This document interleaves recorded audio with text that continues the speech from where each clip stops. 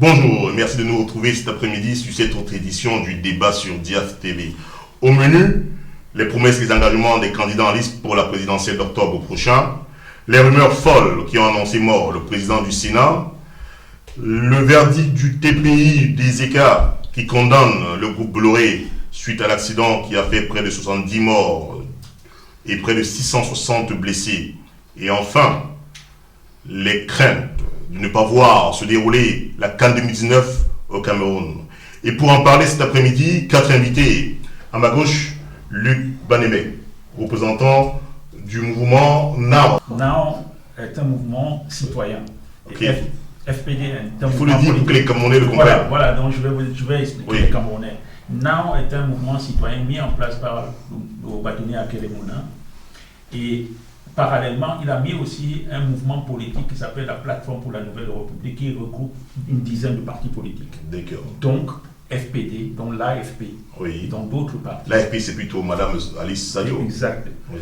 Donc, FPD est le candidat qui porte la candidature du mec Akelemona. FPD est le parti, le parti, oui, le parti qui porte la candidature du maître Akelemona à l'élection présidentielle. Ok. Et donc, c'est la raison pour laquelle on parle de NAO FPD. D'accord. Vous avez une plateforme qui s'appelle la Nouvelle République, qui regroupe plusieurs partis. Un peu comme en Côte d'Ivoire. Voilà, une dizaine de partis. Merci pour ces clarifications. Ok. En face de vous, Augustin Ipagna de l'UPC Manidem, qu'on représente plus sur notre plateau. Bonjour Augustin. Bonjour. Et à votre gauche, Florence Mimo du MRC. Bonjour Florence. Bonjour.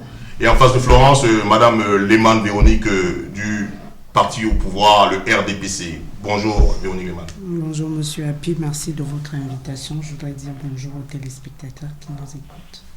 Merci. Alors, sans plus tarder, nous allons replonger dans l'actualité camerounaise. Une rumeur folle depuis le 26 septembre donc a annoncé la deuxième personnalité de l'État du Cameroun, le président du Sénat, M. Marcel Nyat Difendji, décédé.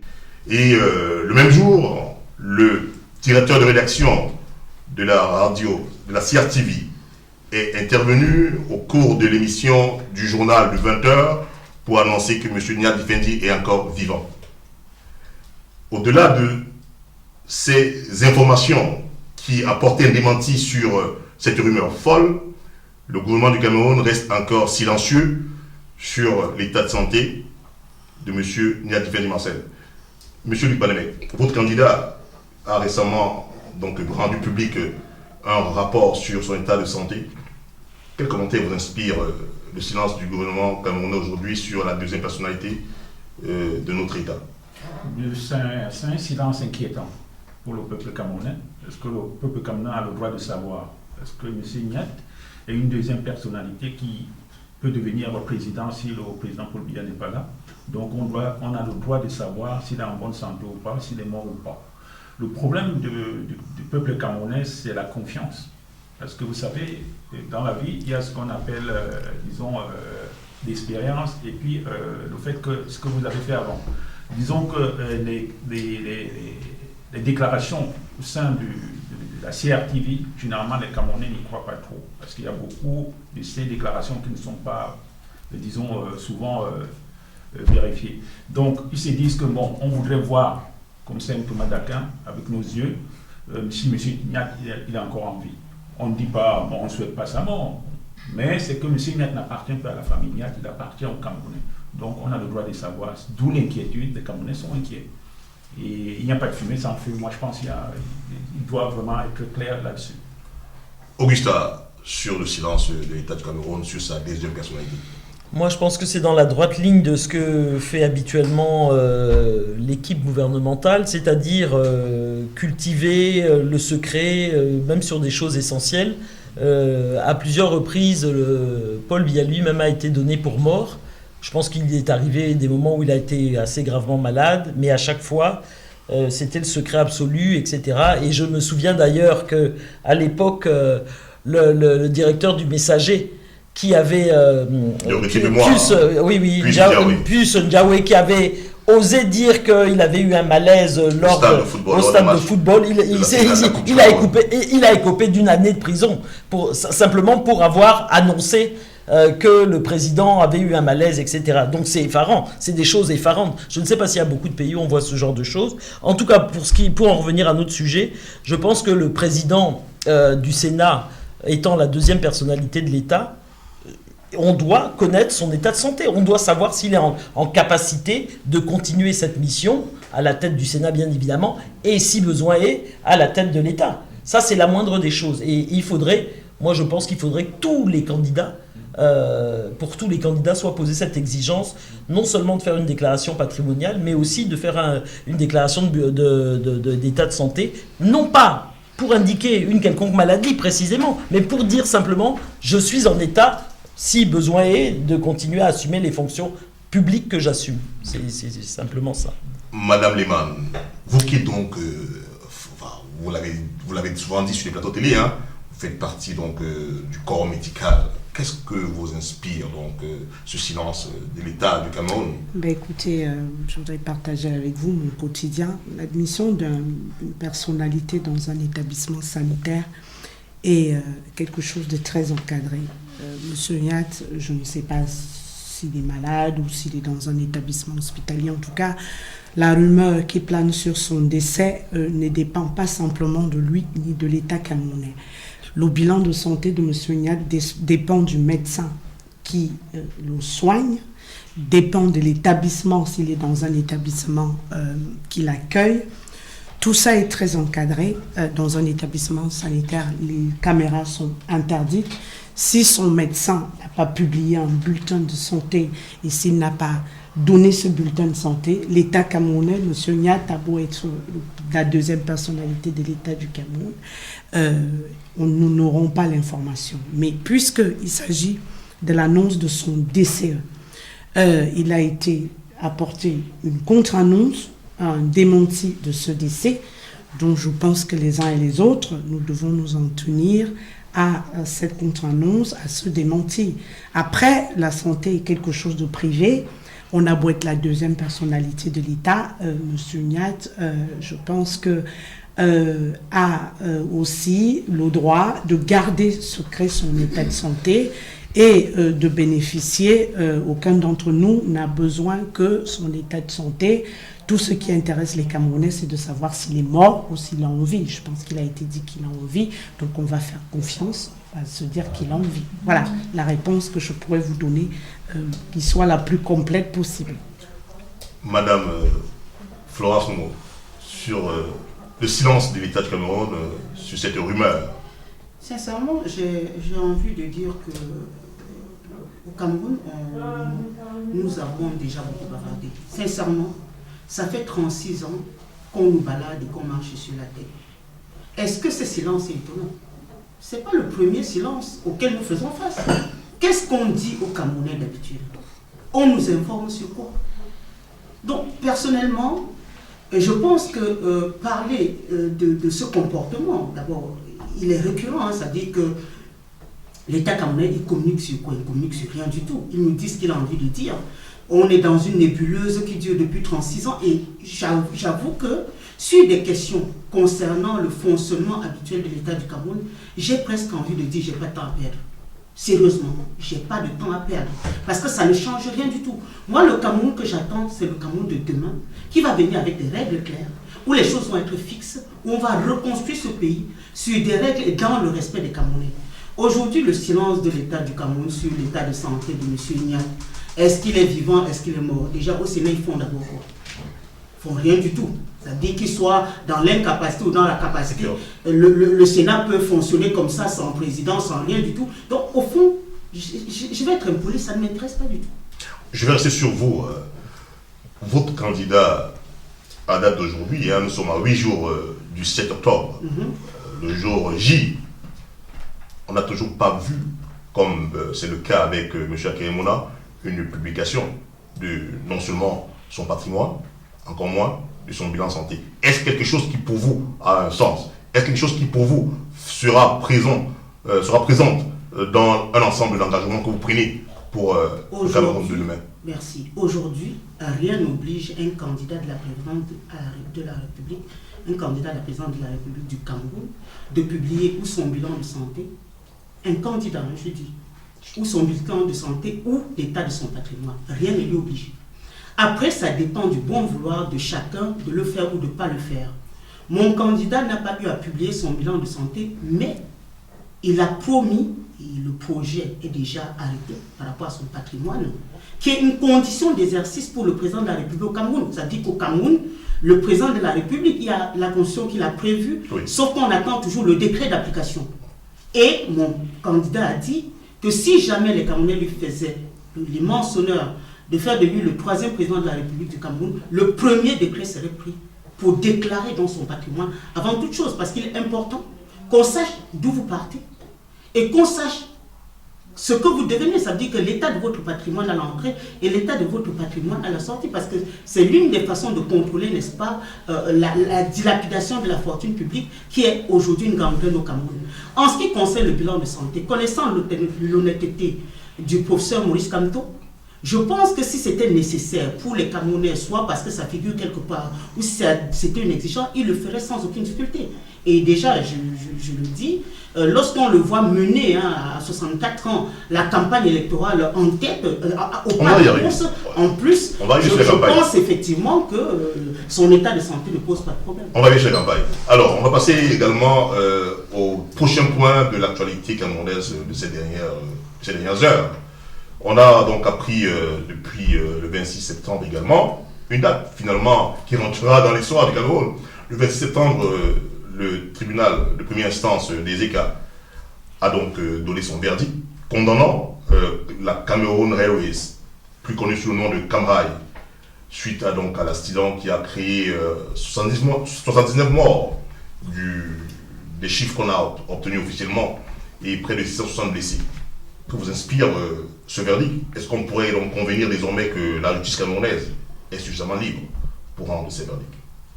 Merci de me donner la parole. Il était temps, mais bon, moi je ne crois pas beaucoup à 7 jours ou à 9 jours d'une élection présidentielle, parce que comme je le rappelle toujours, notre candidat, il a dit, je vais reconstruire l'administration, je vais reconstruire l'État du Cameroun. Reconstruire, c'est-à-dire il va séparer les pouvoirs, c'est-à-dire le pouvoir législatif, exécutif et judiciaire seront indépendants. C'est-à-dire que même si on peut nommer, on ne peut pas revoquer. Or, aujourd'hui, ce n'est pas le cas. Nous savons très bien qu'au Cameroun, l'exécutif influe sur le judiciaire. Donc, pour moi, c'est une décision politique avant l'élection présidentielle, puisque Bolloré peut faire appel. Donc, peut faire appel après le 7 octobre, si, au cas où c'est toujours le même régime qui est en place. Donc, pour moi, c'est un gadget politique. Augusta, sur la même question, c'est vrai que Bolloré a décidé d'interjeter appel à ce verdict. Vous pensez que c'est un gadget politique, que c'est simplement un verdict politique en cette période de campagne pour la présidentielle d'octobre prochain? Oui, de toute façon, je pense qu'il y a un ensemble de mesures et d'actions qui sont décrétées là, comme par hasard ces jours-ci. On se dit, mais pourquoi pas avant, quoi. Effectivement, le déraillement de, comment dirais-je, du train Zeka. Ce 21 octobre 2016. Exactement. Ça va bientôt faire 2 ans. Ça fait 2 ans et on sait combien de drames, combien de vies ça a brisé. Alors, les morts, ils annoncent, je crois, dans les 76 morts, 79 morts officiellement. On sait qu'il y en a au moins 200. On sait qu'il y en a au moins 200. Ça, c'est certain qu'il y en a au moins 200. Aujourd'hui, il y a des dizaines et des dizaines de familles qui n'ont toujours pas retrouvé leurs parents, qui n'ont pas vu le corps de leurs parents, etc. Évidemment, il y a derrière un enjeu lié au dédommagement, etc. Mais ce que je voulais dire avant ça, c'était le fait que Bolloré, le Cameroun lui appartient. Port, plantation, port, train. Le Cameroun lui appartient, il fait la pluie et le beau temps, il fait ce qu'il veut. Il y a 140 filiales de multinationales françaises au Cameroun qui contrôlent tous les secteurs de l'économie du pays. Et ça, c'est absolument... Ça veut dire qu'on a livré pieds et poings notre pays au capital étranger et qu'on ne maîtrise rien. Et on sait que l'économie est le nerf de la guerre. Et on a été parmi les premiers pays d'Afrique subsaharienne à signer les APE, les accords de partenariat économique.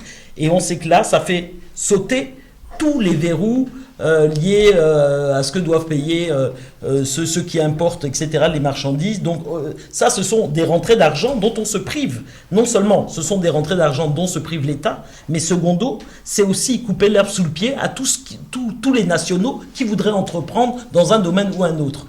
Donc on a livré ce pays et Bolloré fait la pluie et le beau temps. Je voudrais dire à quel point ce verdict est inique. C'est le fait qu'on a condamné donc à 5 ans de prison ferme le conducteur, en sachant que le conducteur n'a pas eu le choix qu'on lui rajoute 8 voitures. 8 voitures inadaptées, sans frein. C'est pas lui qui a décidé ça, bien évidemment. Le directeur a été condamné à 6 mois avec sursis. Le directeur donc l'homme de Bolloré, français bien évidemment, a été condamné à 6 mois. Où est l'équité là-dedans? Mais c'est quelle justice ça? Comme d'habitude. Donc c'est évidemment pour l'ensemble. D'abord, il faudrait reconnaître le nombre de victimes effectives. Hein. On connaît tous dans notre entourage des Camerounais qui ont été reconnaître les dépouilles. Et moi j'en connais plusieurs qui m'ont dit, j'ai vu des corps sur lesquels ils avaient numéroté les corps. Il y avait marqué 150, 160, etc. Ce qui veut dire donc qu'il y avait bien plus que le nombre officiel. Et donc il faut que tous les gens dont les vies ont été prises ou tous ceux qui sont aujourd'hui diminués physiquement ne peuvent plus travailler soient correctement indemnisés. Bolloré ne peut pas s'en sortir comme ça. Qui plus est, on ne lui a pas retiré la concession de Camrail. On ne lui a pas retiré la concession. Où est-ce que vous avez vu ça? Vous commettez un pareil forfait et on ne vous retire pas la concession. Ça veut dire qu'on continue à livrer les Camerounais à ce... Le retrait de la concession doit quand même être acté par la justice de notre pays. Oui. On va non laisser que Mme Lehmann également s'exprime sur ce verdict du TPI des ECA. Écoutez, je remercie Mme Epagna, qui est à ma gauche, d'avoir répondu en partie à ce que j'allais dire en parlant des APO. Le verdict, pour moi, je ne commenterai pas ce verdict, mais j'ai envie de dire qu'il va aider les victimes à commencer à faire le deuil. Pour voir des victimes qui ne sont pas belles dans ce cas-là, on a besoin au moins d'une décision de justice, aussi inique ou cynique qu'elle soit-elle. Maintenant, vous m'interrogez sur ce que ce verdict va apporter, à part ce travail de deuil.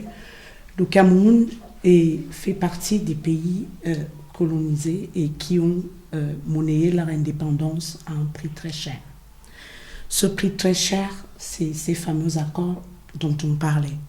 C'est dire aujourd'hui, moi qui l'habille appartenance, combien c'est difficile de savoir que nous avons négocié cette indépendance au prix de beaucoup de choses. Et le président Paul Biya, qu'on accuse de ne rien faire, est un homme très patriote qui a de l'adversité face à ces APE. Et il a au moins eu le courage de revenir sur certaines de ces conventions, ce qui lui vaut de l'adversité, parce que ce soit des multinationales, comme elle les a énumérées, il y en a plus de 150. Il y a aussi ce qu'on peut appeler en termes économiques des vautours, des personnes, des capitaux comme ça qui cherchent des capitaux dans des États. Et quand ces vautours n'ont pas ce qu'ils veulent, ils introduisent des guerres, ils introduisent de la déstabilisation. Et le président Paul Biya, depuis un certain nombre de temps, il est revenu sur ces accords et il paye aujourd'hui le prix. Quels accords, très précisément? On parle des APE qui ont été négociés. Les accords quelques années. Voilà. Le président est revenu sur ces accords? Oui, il est revenu sur certains. Il est revenu, je vous assure qu'il est revenu sur certains de ces accords. Et il subit aujourd'hui le contre-coup. Non, il est revenu sur certaines conditions. Je ne voudrais pas lire ces accords. Ils circulent. On est aujourd'hui dans un monde où les réseaux sociaux peuvent vous donner... Il y en a, ils circulent dans les réseaux. Vous avez des articles, certains articles qui donne froid dans le dos. Donc ça signifie qu'un président, quel qu'il soit, moi je respecte les candidats qui sont représentés autour de cette table, va devoir faire face à ces vautours, à ces multinationales.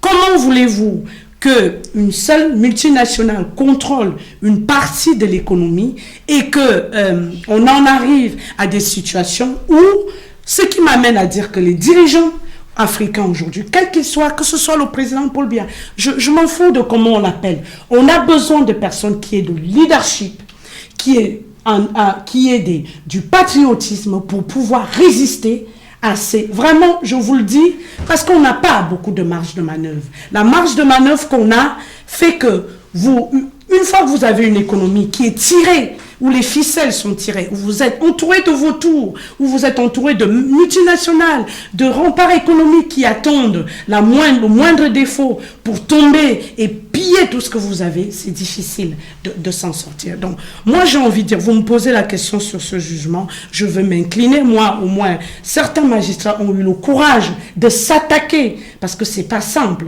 Monsieur Bolloré veut faire appel, et Dieu seul sait qu'il n'est pas tout seul. Au contraire, il se demande pourquoi lui est condamné en Afrique. Donc, vous comprenez que derrière ce qu'on peut voir, il y a des enjeux cachés. C'est pour ça que, avec toute l'obligation de réserve, le droit de réserve qui m'incombe, je préfère dire que nous sommes en face de situations qui sont beaucoup plus compliquées que ça. Au lieu qu'on trouve des boucs émissaires, attaquons-nous à des systèmes qui durent depuis des décennies, des siècles, et que désormais, que les Africains aient une vision, un leadership. Ce que je dis là, c'est pas seulement pour le Cameroun, c'est valable pour tous les pays africains. Si on a envie de sortir de la misère, si on veut que nos enfants sortent un jour et se disent qu'ils sont développés, si on veut retourner les choses, que ce soit plus les mêmes, qu'ils soient des sous-développés. Voilà, cette décision nous permet d'élargir sur ce qui se passe aujourd'hui dans le monde, dans les relations internationales, dans l'économie internationale, sachant que c'est pas c'est un jeu de dupes quelque part. Ok, alors, maître, je suis obligé donc de précéder définitivement votre nom par cette identification. Maître Florence Numo, hein, on vient donc d'écouter ce que dit Madame Lehmann sur ce verdict. Vous qui êtes avocat dans votre vie, que vous inspire ce commentaire? Le commentaire ou le jugement? Non, enfin, le verdict aussi, bien sûr. Elle vient de faire un commentaire pour dire que... Moi, il me semble que dans cette affaire déjà, il y avait une commission qui était censée travailler sur le drame des écarts, en tirer toutes les conclusions et finalement publier ces résultats afin que le Camerounais sache ce qui s'est réellement passé. Moi, je ne sais pas, peut-être que le résultat des travaux de la commission a été publié quelque part et que je suis passé à côté. Donc, s'il y a une commission qui a été créée et que nous n'avons pas le résultat de la commission et qu'aujourd'hui un tribunal rend une décision, elle se base sur quoi?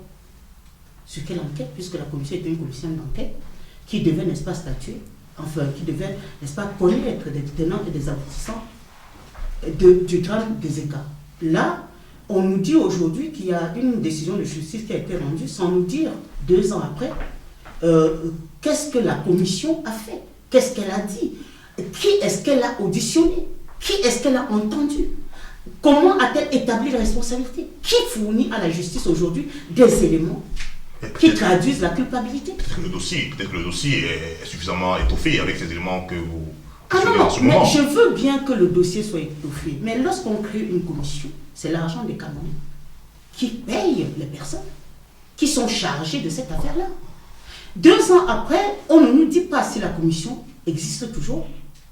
2 ans après, on ne nous a rendu aucun travail partant de cette commission. Et aujourd'hui, on nous dit effectivement que le TPI aurait rendu une décision. Je veux bien. D'abord, mon camarade vient de dire tout à l'heure effectivement que cette décision était susceptible d'appel. Je ne veux même pas m'intéresser s'il s'agit, est-ce que ce sont des manœuvres politiques ou pas des manœuvres politiques. De toute façon, le système de M. Biya est tel que il n'a pas besoin de se justifier devant les Camerounais, il n'a rien à faire. Il achète son pain, la sardine et des sacs de riz, c'est comme ça qu'il fait campagne. Aujourd'hui, nous sommes dans une campagne où le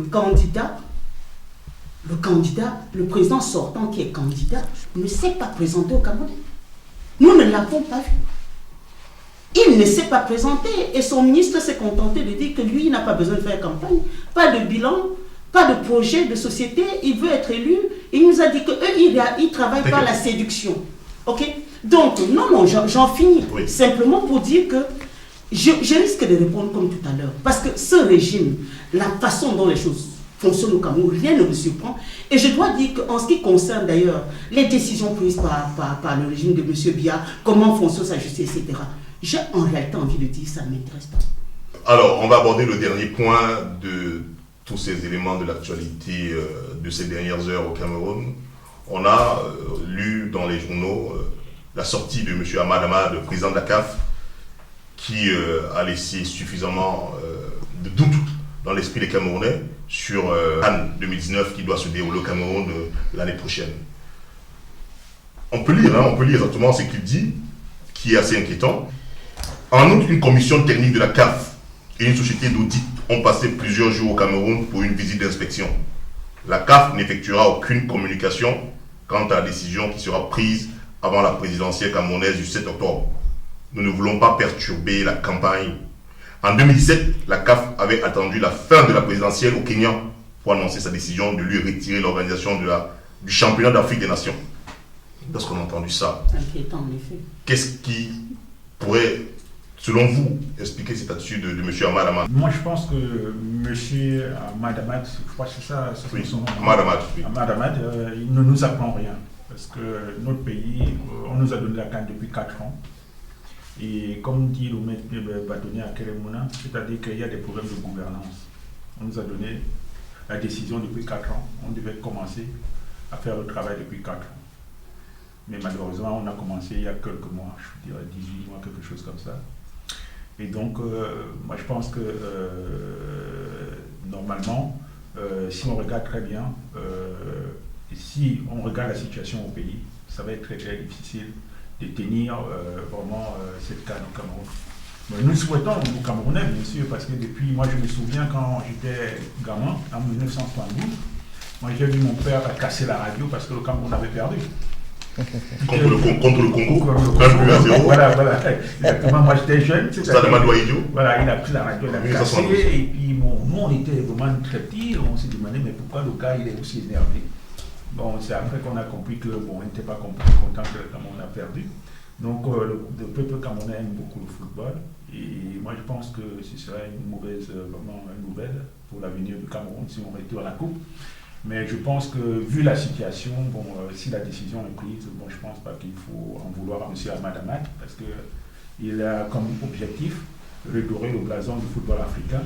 Et ce n'est pas en acceptant la mauvaise gouvernance qu'il va redorer le blason du football africain. D'accord, Augusta, c'est quand même assez sympa, non, de la part de M. Ahmad Ahmad, qui se soucie un peu de la stabilité dans notre pays, en remettant à plus tard la décision que prendra la CAF sur le déroulement de la CAN au Cameroun au PAF en 2019. Je trouve sympa de sa part de ne pas vouloir. Sympa ou pas sympa? Non, sympa, je trouve que c'est sympa de sa part. Il dit qu'ils ne veulent pas perturber les élections au Cameroun. On vient de lire le texte. D'accord. Ah oui, c'est dans le fait de ne pas vouloir Oui, perturber je les reprends si vous n'avez pas suivi. Je peux vous reprendre exactement ce que Il ne veut pas que ça interfère. Oui, nous ne voulons pas perturber, les propos ne sont D'accord. pas de moi, nous ne voulons pas perturber la campagne. Et on ajoute, en 2017, la CAF avait attendu la fin de la présidentielle au Kenya pour annoncer sa décision de lui retirer l'organisation du championnat d'Afrique des Nations. Je trouve ça, c'est sympa quand même. Oui, enfin, je sais pas s'il faut apprécier ça comme étant sympa ou pas sympa. Bon, bref, moi je ne sais pas quelles sont les raisons qui président.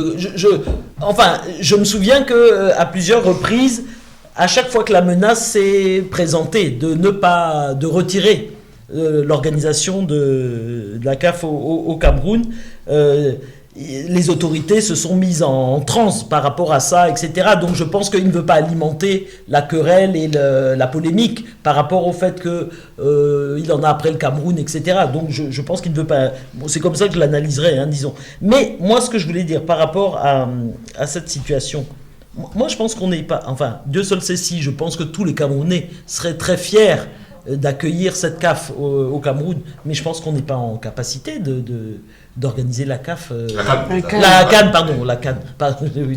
La CAF. Oui. On n'est pas en capacité d'organiser la CAN, ça c'est évident. C'est évident. Où sont les infrastructures? Où sont les réseaux routiers? Et les stades sont en cours de où sont les... construction. Oui, mais enfin, quand même... Il y en a plusieurs qui ont été Mais, déjà mais construits. comme disait mon frère à l'instant, ça fait 4 ans qu'on sait qu'on va, on va l'organiser. Et c'est maintenant, là, à quelques mois, même pas un an, qu'on va se précipiter. Et je vous rappelle, je suppose que tout le monde a suivi cet événement, il y a quand même eu la toiture d'un stade qui s'est effondré récemment. Je crois que c'était vers le c'était vers le nord. Absolument. Donc vous imaginez le pays en train d'organiser cet événement et qu'il y ait un drame quelconque et des morts ou des blessés, etc. Vous imaginez un peu l'impact que ça aurait pour notre pays et sur la population. Juste pour une petite précision sur l'effondrement auquel vous faites allusion, ce n'est pas vraiment, on n'est pas sûr aujourd'hui que c'était le stade. Il y a eu des infos qui ont circulé faisant allusion à l'effondrement de la dalle d'un hôtel. Alors, on n'est pas très sûr. Donc, je ne sais pas si vous avez recoupé l'information. Alors, même si c'est un hôtel, je suppose que c'est un hôtel qui...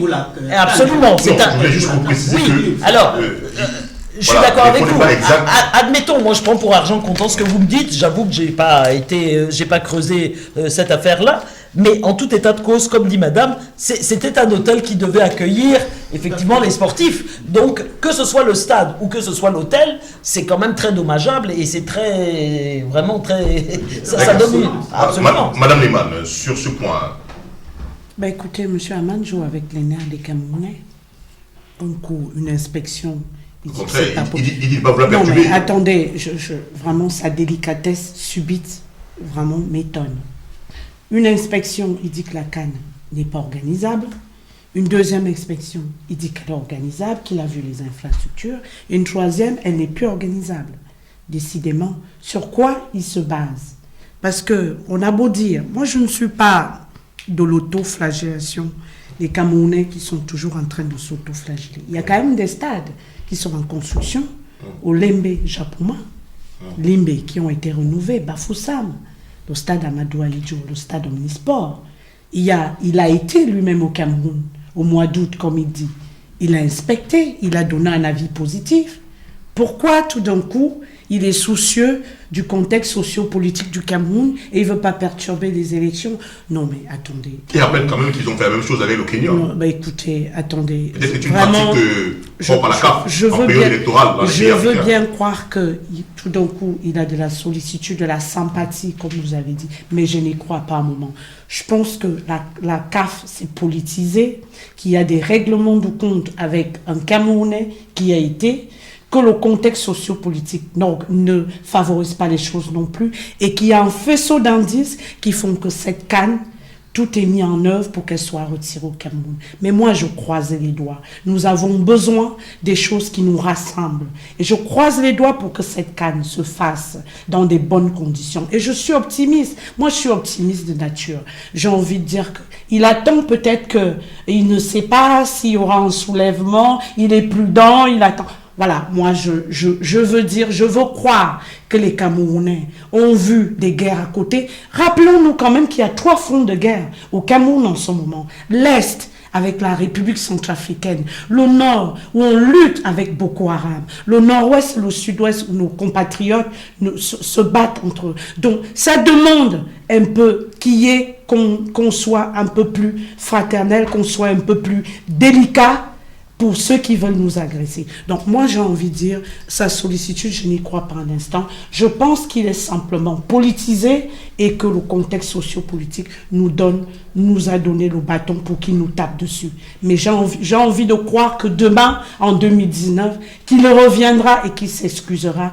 Parce que pour le coup, ce n'est pas le gouvernement, c'est les populations, c'est les personnes qui sont passionnées par le football qu'il pénalise. Voilà ce que je peux vous dire sur ce sujet. D'accord. Et moi en premier, en tant que footeux, je veux également que cette CAN Pourtant, je n'aime pas le foot. Se déroule mais je peux vous dire que c'est quelque chose qui nous rassemble. Dans les bonnes conditions, comme vous avez précisé. Ouais. Je partage effectivement ce vœu que vous venez là également. Oui, dans les bonnes conditions, c'est ce que je dis, effectivement. Non, Oui. Il n'y a pas de quoi. Madame Noumou. Dommage effectivement qu'on perde l'organisation de cette CAN. Parce que je pense que l'organisation d'un événement pareil serait l'occasion pour beaucoup de Camerounais de gagner de l'argent, parce que quand il y a du monde, il y a du commerce, effectivement il y a cette liesse populaire, il y a cette joie, etc. Il y a de l'activité. Voilà, il y a beaucoup d'activités, il y a des gens qui ont créé des hôtels, des camps de vacances, beaucoup de choses dans l'espérance de cette canne-là, et ce serait dommage. Mais lorsque nous sommes objectifs, et qu'on regarde l'état de notre pays, l'état des routes, l'absence des routes, l'on regarde l'état de nos hôpitaux, l'on regarde le sous-équipement et des pompiers, même des policiers. Lorsqu'on regarde comment nous fonctionnons chez nous, où sont les ambulances, comment est-ce qu'on va s'organiser en cas de difficulté, combien de temps on va mettre, lorsque la police vous dit « moi j'ai pas de carburant pour venir vous assister alors que vous faites agresser ». Donc je pense qu'il faut être objectif, il faut être sérieux. Monsieur a dit tout à l'heure effectivement que ça fait 4 ans qu'on a ça. Pourquoi aujourd'hui on se réveille subitement comme si on venait de nous attribuer l'organisation de la CAN? Et on va importer dans un pays où le chômage est endémique, on va importer des stades préfabriqués en Italie. On nourrit les Italiens et nos enfants meurent de faim. Nos jeunes n'ont pas de travail. Et nous sommes en train d'importer tout le matériel de l'étranger dont on leur permet de gagner leur vie et les Camerounais crèvent de faim. Le béton. Tout ça, je me suis rendu compte qu'on importe aujourd'hui le béton au Cameroun, avec tous les ingénieurs qui sont là, qui n'ont pas de travail, toutes les entreprises qui auraient pu le faire. Je pense qu'il faut être sérieux. Ce serait dommage, moi le foot, voilà, c'est pas mon truc, mais n'empêche que ne serait-ce que les activités autour, ne serait-ce que la joie que je vois dans les yeux des Camerounais lorsqu'il y a un événement footballistique, moi je pense qu'il faudrait que cet état se surpasse, parce qu'il y a quand même, à un moment, il y a une question de fierté, il y a une question de dignité. Où on ne peut pas se dire qu'un pays comme le Cameroun, qui a quand même été à la tête du football, c'est, je pense, le premier pays africain à être allé à la Coupe du Monde. On a bien compris. Et donc, qu'est-ce que cela vous inspire, ce commentaire de monsieur? Ce commentaire, mais d'abord, c'est la dernière phrase qui est très intéressante. C'est ce qui s'est passé déjà en 2017. On a donc attendu les élections avant d'annoncer le retrait. Mais il faut être stupide pour ne pas savoir qu'on s'achemine. Vous pensez pas de partir vers une telle décision de la Mais CAF? bien entendu, enfin, personnellement, il n'est pas stupide. Il nous prépare sans nous préparer, en fait. Ça veut dire, et quelque part, il nous dit, moi, je vous laisse gérer vos affaires. Sachez que ce n'est pas nouveau. J'ai fait la même chose avant de retirer. Je vous ai laissé régler vos problèmes. Mais ce n'est pas, ils ne sont pas stupides. Hein.